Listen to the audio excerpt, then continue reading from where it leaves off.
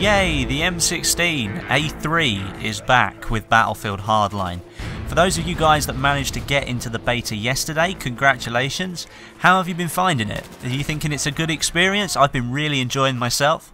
It's really good to see the progression of the game. Obviously I've played it a couple of times before the beta came out, so it's really good to see some of the changes that Visceral said to us that they were going to change actually being implemented. It's really cool to see some of those changes. Hasn't come without its problems though. It was very difficult to actually get into the beta, and I have noticed some server issues with lag, a couple of times getting shot round corners. It's nothing I can't deal with for now. I do know that the game is running a 30Hz tick rate all over, so that is the CTE standard for Battlefield 4, which is great news as well. So we're getting our hands on a really good version of Hardline right now. As I said, there's still plenty of changes to be made, but we're moving forwards and it's good to see the game as it currently is right now. Just before we move into the video, I do have 2 spare codes for the Hardline beta on the PC platform, so if you want to be in with a chance of winning one of those and getting access into the beta, make sure you hit like on the video today and leave a comment down below about how you think the beta's going at the moment. Are you enjoying it? Are you not enjoying it? Leave some thoughts and I'll pick one of those comments and I'll give those codes away in the next 24 hours.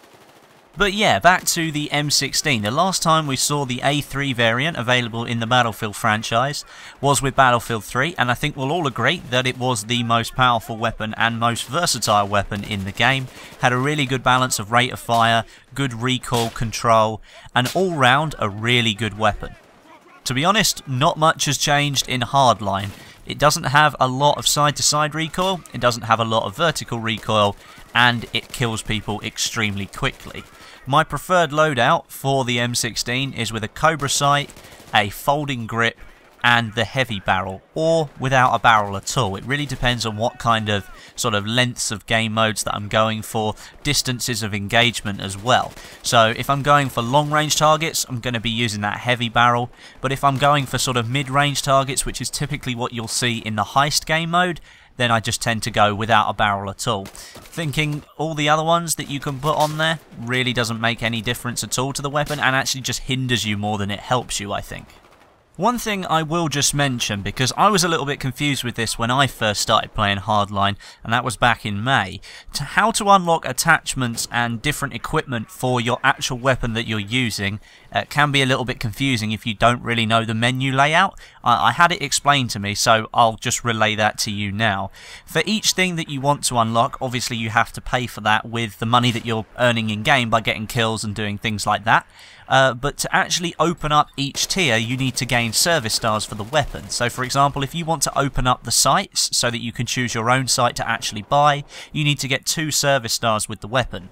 Now a service star in this game is only 10 kills, which means you only need to get 20 kills to unlock the sights, and then I believe it's 5 service stars for another attachment, and then you're moving up to 7 service stars for the barrel attachments, and then 10 service stars for the underbarrel attachments and foregrips and things like that. So there is a progression there to each weapon, and you do actually need to use the weapon before you can just go ahead and buy anything you want with it.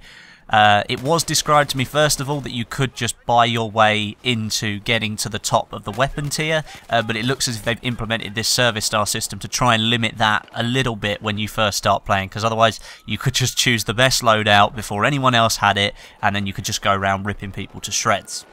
Plus, on that note as well, it's always good to grind for something, so you do actually have to sort of achieve something to get there with these weapons. I know only 10 kills per service star is a little bit low actually. I'd probably prefer that to be increased to maybe 25 or 50 kills, just to feel like I'm actually progressing with the weapon. That would be really cool, but it does feel like you do have to grind at least a little bit to get to where you want to be with each weapon. Moving back to the M16 again, I go off topic so easily, it's ridiculous, but the M16 is available for both factions within the game, and it's the first weapon that you can use within the operator or assault class. The only thing that really comes close, I think, is the AKM, which actually has a higher damage model. At the moment we don't know what that is, but we're going to have to assume that it's 34 max damage and the M16 is 25 max damage, simply because the AKM just has that different variant of bullet inside it which allows it to deal a higher damage in game, and you do actually notice that. I found the AKM is extremely powerful and can drop somebody in about 3 or 4 shots at close range, and that's just formidable. So if you do come up against an AKM and you're with your M16 or any other weapon for that matter, you are going to have to be extremely accurate and precise to try and beat that thing.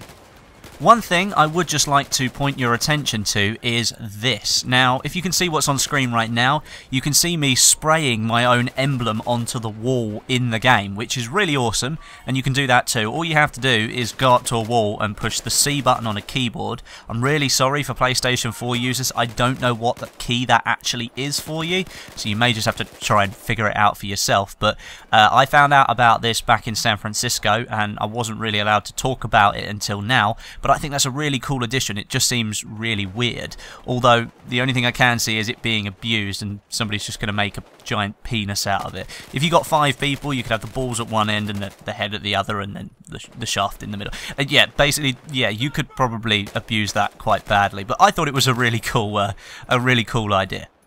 And one more thing, I managed to find the donut Easter egg within Hardline. It's actually in the beta, which is quite cool. It's inside the squad room of the police force area when you're in their spawn point. All you have to do is just spawn in and walk over to the left-hand side of the room, and it's there on some tables, and you can point at it and it makes noises. There's a link to it in the description now. I made a video of it last night just so that everybody can start seeing it and find out where it is, and you can go check it out for yourself. So if you do want to go and check that out, then there's a link in the description. Just go ahead and click it, and I'll show you how to do it. But anyway, that's about it for this video, guys, so make sure you leave all your comments today about how you're doing with Hardline. Make sure you like the video if you want to be in with a chance of winning one of those 2 PC codes for a chance to play in the Hardline beta. I'll be giving those away in 24 hours, so make sure you hit like on that today. But thank you very much for watching. My name is Westy, and I'll catch you guys in the next video.